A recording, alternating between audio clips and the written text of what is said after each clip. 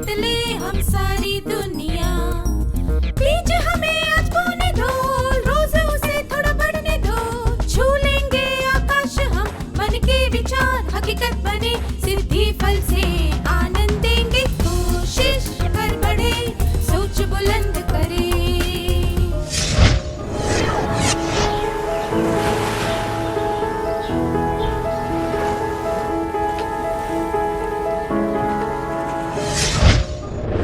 नमस्ते विद्यार्थियों, आप सब कैसे हैं? पिछले सत्र में हमने सीखा था कि बदलाव का सामना करने के लिए हमें नए अवसर ढूंढने चाहिए, सकारात्मक सोच रखनी चाहिए। जब हम निराश या हताश होते हैं, हमें मानसिक और भावनात्मक तौर पर किसी का सहारा लेना चाहिए।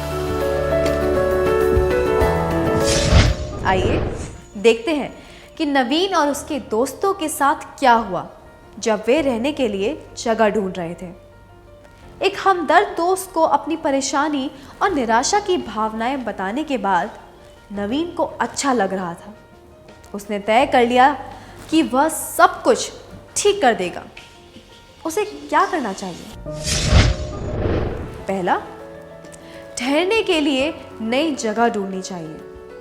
दूसरा, दोस्तों को यह आश्वासन देना चाहिए कि वह अगले साल बेहतर व्यवस्था करेगा। तीसरा, इस परेशानी के लिए अपने दोस्तों से माफी मांगनी चाहिए।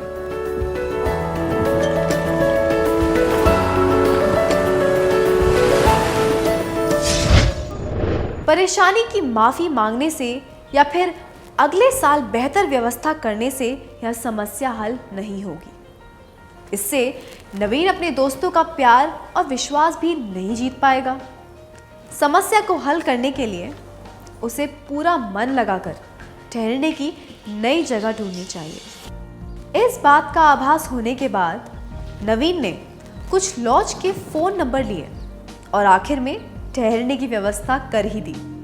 जिन दोस्तों ने उसकी निंदा की थी, अब वे ही उसकी प्रशंसा कर रहे थे। उनकी पिकनिक अच्छी तरह पूरी हुई। क्या हम एक और क्रियाकलाप करें? कल्पना कीजिए कि आपके घर में आम का एक पेड़ है। एक डाल पर पका हुआ आम है जो आपकी मां को चाहिए। उस डाली की ऊंचाई आपकी ऊंचाई से 2 गुना है और आपकी मां ने कहा है कि उस पर पत्थर नहीं फेंकना है। आपको पेड़ पर चढ़ना नहीं आता। आप क्या करेंगे? क्या आप में से कोई आगे आकर इस दृश्य का अभिनय करके दिखा सकता है?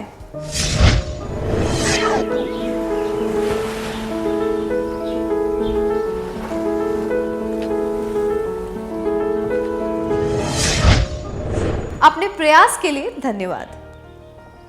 अगर आप ध्यान से और दृढ़ निश्चय से अपना काम करें तो आपको जो चाहिए आप हासिल कर ही लेंगे। जब हमारे सामने कोई परेशानी आए तो हमें डटे रहना चाहिए, अपना ध्यान लक्ष्य पर रखना चाहिए। आइए एक और परिस्थिति देखते हैं। वासवी की स्कूल में वार्षिकोत्सव की तैयारियां चल रही थी। उसने नृत्य के लिए अपना नाम दर्ज करवाया था। नृत्य का अभ्यास करते समय वह गिर गई और उसकी एड़ी में मोच आ गई। वह नृत्य नहीं कर पा रही थी। नृत्य के कार्यक्रम में भाग न ले पाने की वजह से वह बहुत निराश थी। उसकी शिक्षिका ने उसे नाटक में एक भूमिका दी जिसमें ज्यादा हिलने डुलने की आवश्यकता नहीं थी। उसने पहले कभी नाटक में भाग नहीं लिया था। नाटक के अभ्यास के दौरान वह संवाद याद नहीं कर पा रही थी। इस वजह से उसे अपनी योग्यता पर संदेह होने लगा। वह सोच रही थी नाटक में भाग न ले। यह देखकर शिक्षिका ने तय किया कि वह वासवी से बात करेगी। आपको क्या लगता है शिक्षिका ने वासवी से क्या कहा होगा? पहला, अगर तुम अभिनय नहीं कर सकती तो नाटक में भाग मत लो। दूसरा, तुम अगले वार्षिकोत्सव में नृत्य और नाटक में भाग ले सकती हो। तीसरा, थोड़ा सा और प्रयास करो, तुम यह कर सकती हो।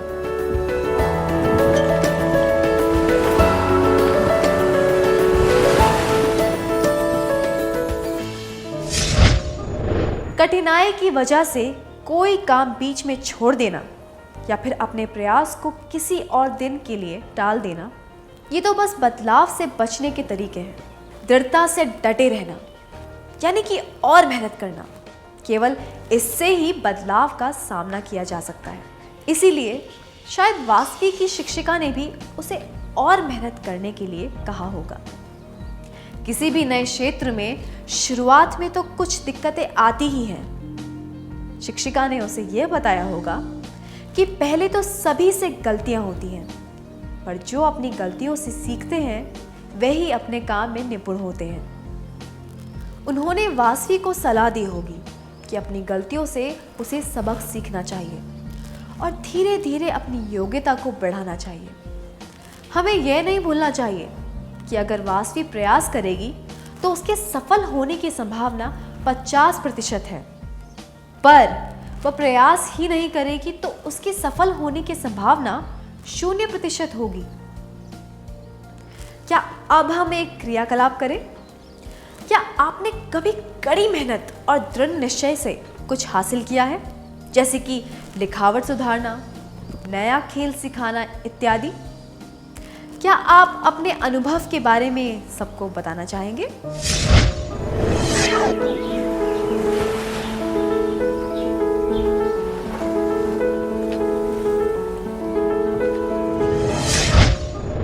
अपनी भावनाओं के बारे में बताने के लिए धन्यवाद। अब एक प्रश्न है, नए फैशन के अनुसार कितने लोगों ने अपना तौर तरीका बदला है? कृपया अपने हाथ ऊपर करें। नए फैशन के अनुसार खुद को बदलने में क्या आपको परेशानी हुई? कृपया इसके कारण बताएं।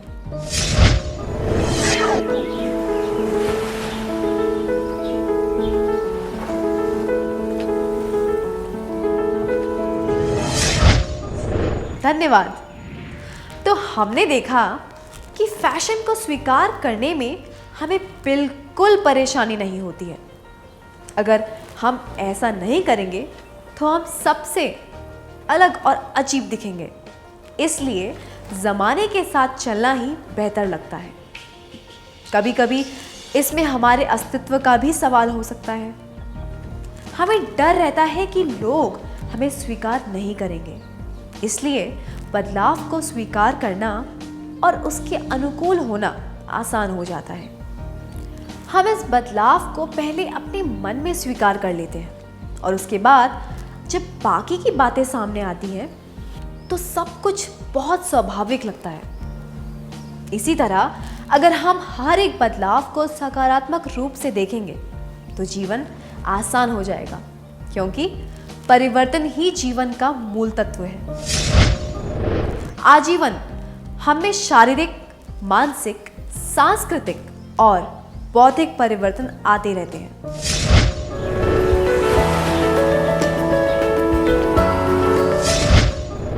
हम जिस वातावरण में रहते हैं वह भी हर पल बदलता रहता है।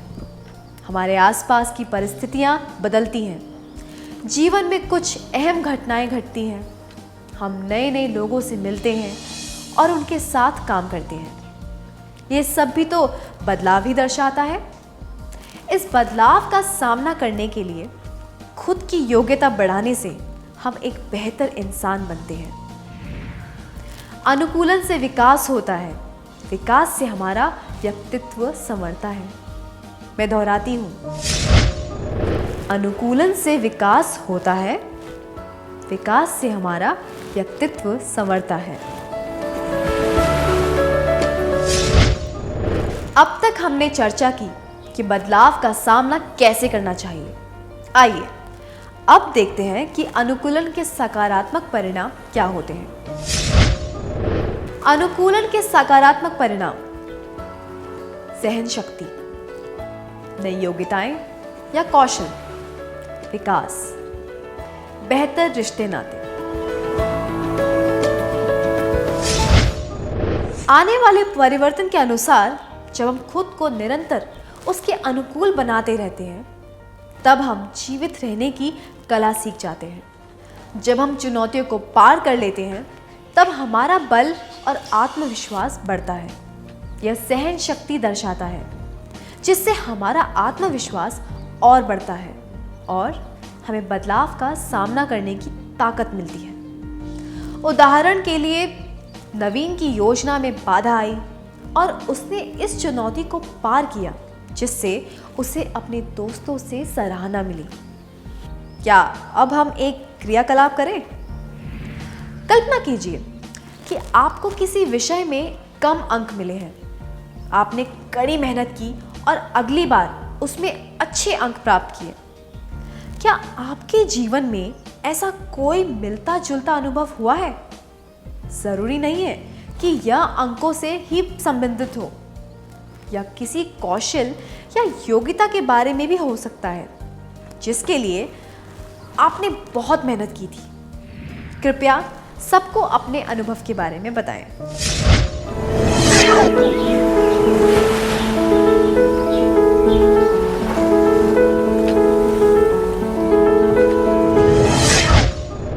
अपने अनुभव के बारे में बताने के लिए धन्यवाद। अनुकूलन के समय हमें कई अवसर मिलते हैं, जिनसे हम नए विचार और कौशल सीख सकते हैं। अगर हम इनका अच्छी तरह प्रयोग करें, तो हम बहुत कुछ सीख सकते हैं। इससे हमारे बौद्धिक और भावनात्मक विकास में मदद मिलती है। उदाहरण के लिए, नवीन की परिस्थिति में हमने देखा कि जब उसे नई जिम्मेदारी दी गई, तब उसने एक चुनौती और अवसर के तौर पर उसे स्वीकार किया और पूरा मन लगाकर काम किया। उसने सीखा कि पिकनिक की व्यवस्था कैसे की जाती है और योजना में कोई समस्या आ जाए तो उसे हल कैसे किया जा सकता है। आइए अब एक क्रियाकलाप करें। किसी नए परिस्थिति में अनुकूलन के परिणाम स्वरूप क्या आपने कोई नया कौशल सीखा है? उदाहरण के लिए, कोई नया खेल खेलते समय या कोई नया पाठ पढ़ते समय। क्या आप अपने अनुभवों के बारे में सबको बताना चाहेंगे?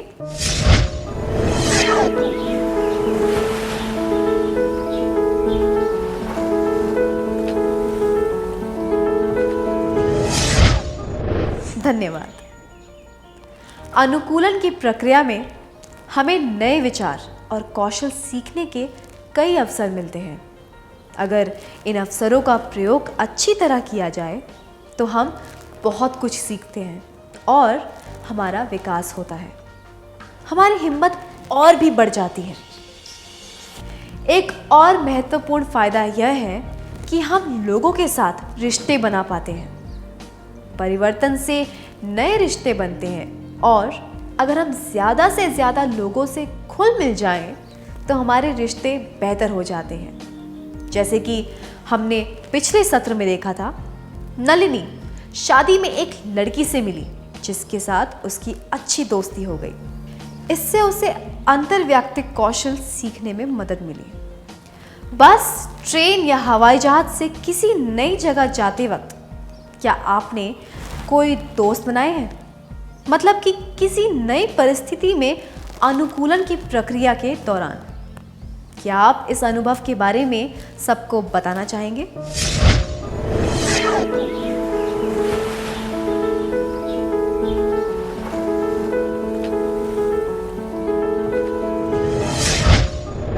इस बारे में बताने के लिए धन्यवाद।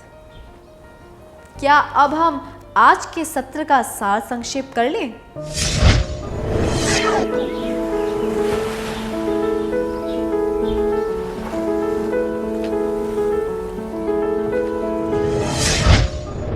बदलाव का सामना करने के लिए हमें पहला, नए अवसर ढूंढने चाहिए। दूसरा, सकारात्मक रहना चाहिए। तीसरा, निराशा की भावना को दूर करने के लिए मानसिक, या भावनात्मक रूप से सहारा लेना चाहिए। चौथा, चुनौतियों को पार करने के लिए डटे रहना चाहिए। पांचवा, अपना ध्यान लक्ष्य पर रखना चाहिए। अनुकूलन के सकारात्मक परिणाम: पहला, सहन शक्ति। दूसरा, नई योग्यताएं या कौशल। तीसरा, विकास। चौथा, बेहतर रिश्ते नाते। अच्छी तरह सार संक्षेप करने के लिए धन्यवाद। इन बातों को अच्छी तरह समझकर याद रखने के लिए क्या हम थोड़ा गृह कार्य लिख लें?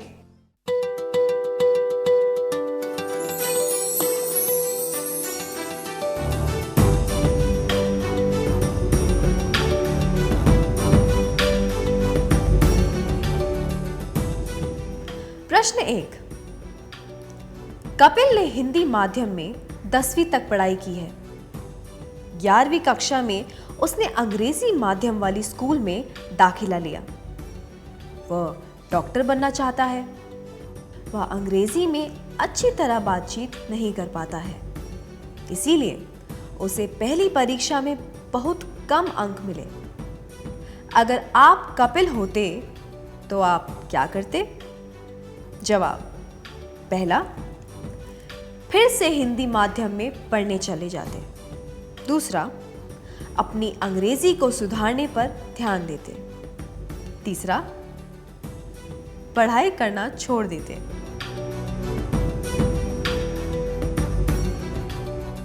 प्रश्न 2।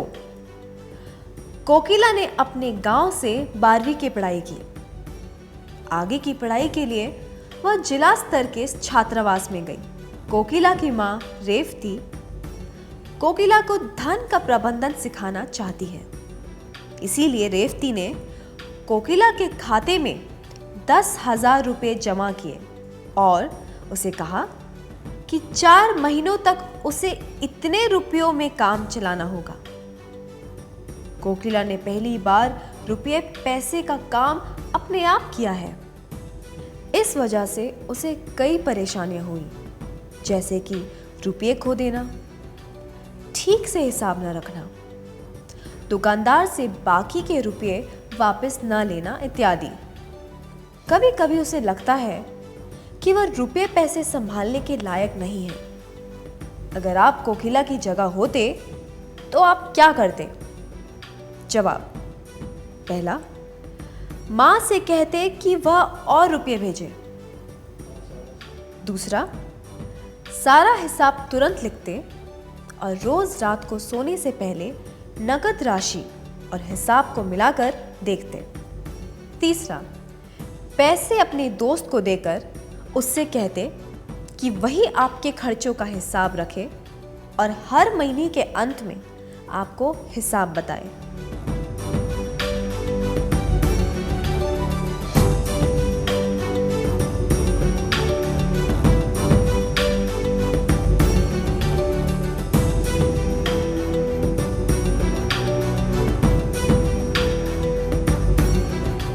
अगले सत्र में आने से पहले कृपया यह कार्य पूरा करके लाएं। तब तक के लिए अलविदा।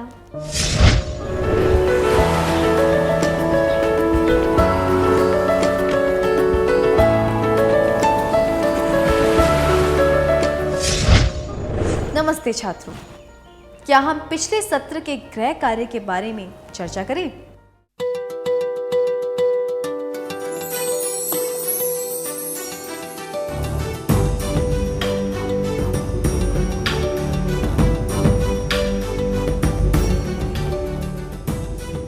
प्रश्न 1। कपिल ने हिंदी माध्यम में 10वीं तक पढ़ाई की है। 11वीं कक्षा में उसने अंग्रेजी माध्यम वाली स्कूल में दाखिला लिया। वह डॉक्टर बनना चाहता है। वह अंग्रेजी में अच्छी तरह बातचीत नहीं कर पाता है, इसीलिए उसे पहली परीक्षा में बहुत कम अंक मिले। अगर आप कपिल होते तो आप क्या करते? जवाब: फिर से हिंदी माध्यम में पढ़ने चले जाते। अनुचित है, यह अल्पकालीन हल है। 12वीं की पढ़ाई के बाद डॉक्टर बनने के लिए कपिल को अंग्रेजी माध्यम से ही पढ़ाई करनी होगी। यह जवाब पढ़ाई करना छोड़ देते भी अनुचित है। अगर वह पढ़ाई छोड़ देगा तो डॉक्टर नहीं बन पाएगा। इससे पता चलता है कि वह बदलाव को स्वीकार नहीं करना चाहता है। यह जवाब अपनी अंग्रेजी को सुधारने पर ध्यान देते उचित है। यह दर्शाता है कि वह बदलाव का सामना कर रहा है और अपने लक्ष्य पर ध्यान दे रहा है। आपका जवाब क्या है?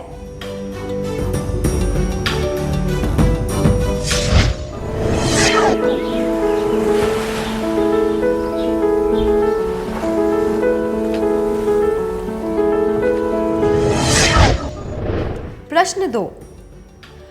कोकिला ने अपने गांव से 12वीं की पढ़ाई की। आगे की पढ़ाई के लिए वह जिला स्तर के छात्रावास में गई। कोकिला की मां रेवती कोकिला को धन का प्रबंधन सिखाना चाहती है। इसीलिए रेवती ने कोकिला के खाते में 10,000 रुपये जमा किए और उसे कहा कि 4 महीनों तक उसे इतने रुपयों में काम चलाना होगा। कोकिला ने पहली बार रुपये पैसे का काम अपने आप किया है। इस वजह से उसे कई परेशानियां हुई, जैसे कि रुपये खो देना, ठीक से हिसाब न रखना, दुकानदार से बाकी के रुपये वापस न लेना इत्यादि। कभी कभी उसे लगता है कि वह रुपये पैसे संभालने के लायक नहीं है। अगर आप कोकिला की जगह होते तो आप क्या करते? जवाब: मां से कहते कि वह और रुपये भेजे और पैसे अपने दोस्त को देकर उससे कहते कि वही आपके खर्चों का हिसाब रखे और हर महीने के अंत में आपको हिसाब बताए। अनुचित है। ज्यादा पैसे मांगने से या अपनी जिम्मेदारी दूसरों पर थोपने से यह पता चलता है कि आप परिस्थिति के अनुसार खुद को बदलना नहीं चाहते हैं। जबकि यह जवाब सारा हिसाब तुरंत लिखते और रोज रात को सोने से पहले नकद राशि और हिसाब को मिलाकर देखते उचित है। यह दर्शाता है कि आप डटकर परेशानियों का सामना कर रहे हैं, जो कि अनुकूलन का संकेत है। आपका जवाब क्या है?